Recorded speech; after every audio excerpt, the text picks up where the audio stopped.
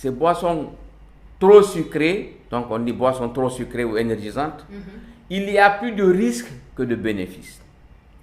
Les risques, parmi les risques, nous pouvons citer la quantité de sucre et de caféine. Les deux combinés vont entraîner une déshydratation. Autrement dit, le consommateur va perdre assez d'eau. Il sera déshydraté. Il va lui manquer quelques éléments de sodium, de potassium. Et on verra ses répercussions au niveau du cœur. Donc, une déshydratation. Il va perdre de l'eau dans son organisme en termes simples. Il y a un risque accru de troubles cardiaques. Quand on perd du sodium et du potassium, particulièrement le potassium, c'est un élément essentiel du cœur. Donc, quand on perd du potassium, on a des perturbations, on a une tachycardie et on a des troubles de rythme cardiaque à la fin. Et c'est pourquoi il y a les risques de troubles cardiaques là. C'est à cause de cela qu'elles sont interdites aux sportifs professionnels.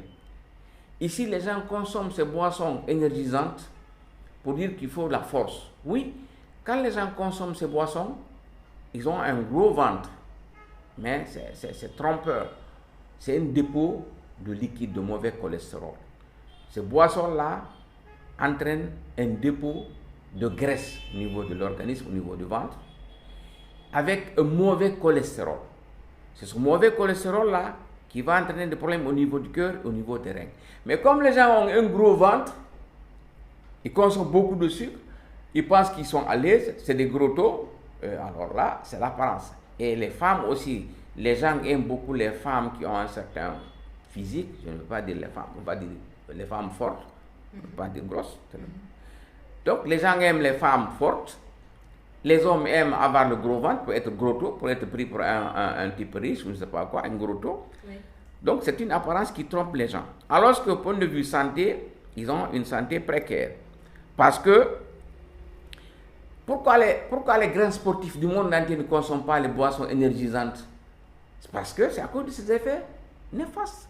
Sinon, un sportif, pour avoir la force, devrait consommer une boisson énergisante pour avoir plus de force. Oui. Mais ils ne le font pas. Aucun ne le fait dans le monde. Ce qui veut dire que c'est des effets trompeurs que ces consommateurs-là éprouvent. C'est pourquoi donc ce qui veut dire que, en fin de compte, ces apports énergétiques excédentaires conduisent au surpoids. Le surpoids, c'est surpoids ou obésité. On va dire gros taux en Guinée, on l'appelle gros taux. Gros taux. Voilà. Donc ce qui favorise la survenue du diabète. Le diabète, vous savez, le gros poids, l'obésité est lié aux maladies cardiovasculaires et au diabète. Oui. Le mauvais cholestérol, vous savez, c'est au niveau de la circulation sanguine de l'organisme. Le mauvais cholestérol va se déposer au niveau des artères et boucher les artères. Les petites artères, quand les petites artères sont bouchées au niveau des reins, au niveau du foie, au niveau du cerveau, cela pose des problèmes. Et c'est exactement comme les caniveaux à Conakry. Les caniveaux, on a beau curer les caniveaux, ces caniveaux restent remplis avec ces grandes pluies, et ces caniveaux qui bouchent, caniveaux bouchés par les ordures, oui, et empêchent la circulation normale de l'eau. Donc l'eau va sortir de ce lit normal et envahir les maisons qui sont à côté.